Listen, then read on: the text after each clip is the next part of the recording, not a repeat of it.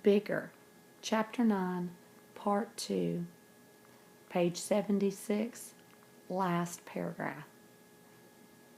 Almost a man. Tyler had never thought of himself in such a way. He was Black Jack Bohannon's son, still only a boy. But soon, like Isaac, he'd be a man himself. He'd still be his father's son, but something more. He'd have to decide important things, would be even more responsible than he was now. After they crossed the Tuttle River, Isaac turned to face Tyler. "Guess this is where we got to go different ways," he said. "Before she died, my mama told me I'd find shelter down there with folks she'd known a long time back." He pointed through the trees. He didn't hurry away, though. Instead, he brushed his feet back and forth in the yellow dust and seemed to have something on his mind. Tyler wondered if they ought to shake hands. It would be the decent thing to do. He'd shaken hands with Uncle Matt, and even would have shaken Clayton's plump mitt if that little mama's boy hadn't insisted on staring at the points of his shoes as if he saw Prince's reflection down there.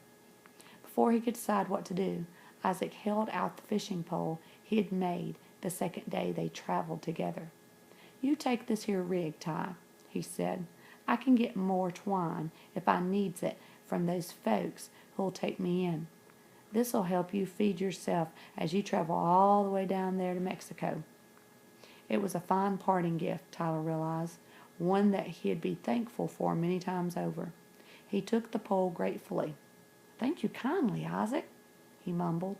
Tyler wished there was something he could give the other boy that would matter, something that would make life as much easier as the pole would make his own. Isaac brushed his bare feet in the dust again, then turned to go. "Hold on a minute," Tyler commanded, and set his pack in the road. He opened it up and fished out the shoes he'd packed inside. "These are for you. Take 'em, Isaac." "My stars," Isaac whispered. "A pair of shoes? Might be too little for these big old feet, though." He knelt down and put them on. "No, sir, they feel fine." He studied Tyler doubtfully. "Isaac don't have far to go, though. You got miles to travel yet, Ty Bohannon." He pulled his feet out of the shoes and held them out. "Better you take 'em back. They'd be too good to give away to the likes of me." Tyler tied up his pack. "No, they're yours now, Isaac. You got traveling to do, same as me." Isaac nodded. His chip-toothed smile was shy. He put the shoes back on, laced them up. "Good luck," he said. "I hope you find your daddy."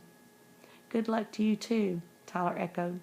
"Now the war's over, I hope you'll get to meet that other Isaac Pierce some day," he added.